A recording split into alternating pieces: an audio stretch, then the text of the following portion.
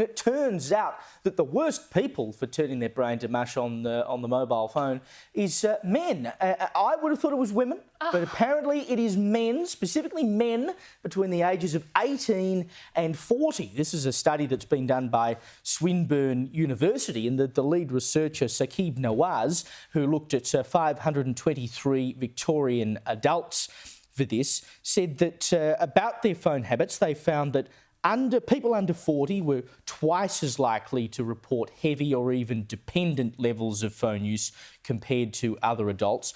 Non-parents used phones more than parents. I suppose that's not a surprise because parents have got other things to be doing with their lives. That's right, the kids have got the device. Males were more likely to be using their phones than females, and students topped every other group. Now, you can maybe make an excuse for students doing some studying on the phone. I don't know. It probably indicates that if you're a student, you're more likely to be on the younger end of the scale, and that would generally indicate that you're more likely to be au fait with these kind of handheld devices. I have to say that I was surprised that young men in particular are the number one market for it. And I'm trying to think why that might be. I mean, look, I know of a weekend, you know, I'm having a punt, and I used to punt in cash all the time, but now I punt on the phone with a betting app. So maybe that accounts for the reason that young men are using their phones so much and, you know, sneaking a go at the races when you're out at lunch and you're like, no, I just got to see what's going on.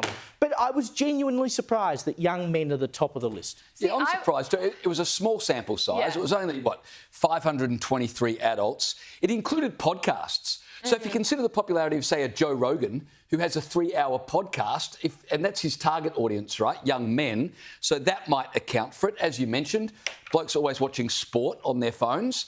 And so that would account for it. And it didn't differentiate the study between using a device for work or for pleasure. So with all of those anomalies, I'm not sure how much stock you could put in this. Yeah, I mean, there probably is some truth to it, though, that men, especially young men, are increasingly socially isolated. They're not going out and socialising with their friends as much. They form communities online through places like Discord, where you can chat while playing video games to other people.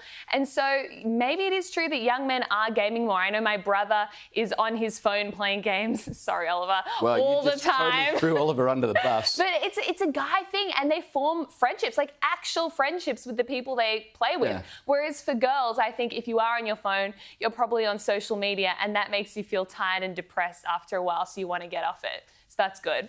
But speaking of technology and the really interesting applications it has, in China, they may have found the next breakthrough in environmental conservation. Normally, when you're observing endangered species, if you put a human in there, you disrupt animal behaviour.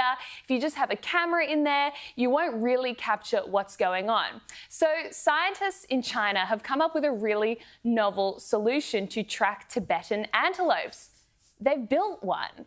Yes, using AI hooked up to the 5G network, they have created a robotic antelope that can blend in with the herd. Now, it doesn't look particularly realistic at times, but it might just be enough to fool the herd and get some really interesting insights for the scientists. Well, allegedly, it has actually sort of ingratiated itself with the herds. I'm not sure what that says about the intelligence of these Tibetan antelopes, that they can sort of be infiltrated by a robotic version of themselves. But you know what? This is, I know I'm down on AI all the time, and I wrote a column last week saying AI is going to destroy the world and all that. I do believe that. But this is actually one of the good uses of AI. I'm glad to see that in China, of all places, they've worked out something that can be done that is good for the world with AI. And it makes a great deal of sense because, of course, it's difficult if you're sending people in to deal with animals. You know, animals know that people aren't other animals, so they behave differently. And if you send in any other sort of device that doesn't look like an antelope, of course they're going to behave differently. So maybe they have found a way to accurately monitor what goes on in the animal kingdom. I think it's brilliant. I have questions.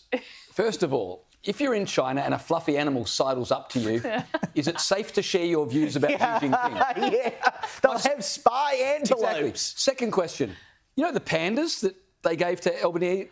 Oh, no. my God. I'm just saying they need to be investigated. And third, what happens during mating season? Like with this robot? I mean, It'll be painful, I suspect, for someone who tries to mount it. But